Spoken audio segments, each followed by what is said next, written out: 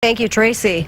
A trusted White House advisor is now in charge of the nation's response to Ebola. President Barack Obama will appoint Ron Klain to manage the federal government's response to any threat of an Ebola outbreak in the U.S.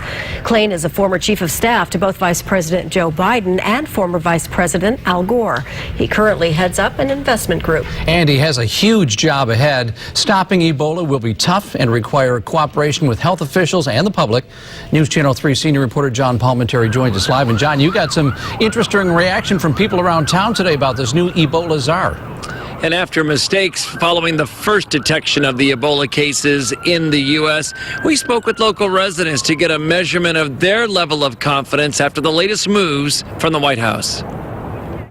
I'm sure the Center for Disease Control can take care of it. If only everyone was this confident about the U.S. response to the Ebola crisis. I'm sure the president's totally up to date with this stuff. The last thing he wants to see is anything that's going to hurt the economy, and this would really hurt the economy, hurt people's lives, and that's the last thing he wants. But the spread of Ebola is a top-of-mind issue with Americans, many who believe we can stop it but still aren't fully convinced. Well, if they keep on like they're doing, I think they're going to get a handle on it. But if they lapse, like it can spread by just touching someone from sweat. That's really a big thing, that they're not prepared. Hospitals aren't prepared. In talking to residents, air travel concerns are still very high. But if you were like someone who traveled often with business or something, I think it would be something I would be more concerned about. Yeah. Especially with air travel, I think. With the appointment of Ron Klain as the Ebola czar, managing the U.S. response to the crisis is as important as managing the public information. We had the same reaction about 4 years ago with the bird virus out of Asia.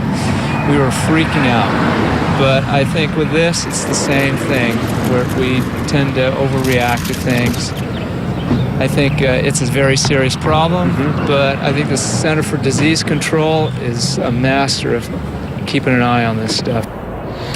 Clearly mixed reactions, but the public certainly is aware of this and appears to be keeping in touch and talking about this quite a bit. We'll see how it plays out in the days ahead.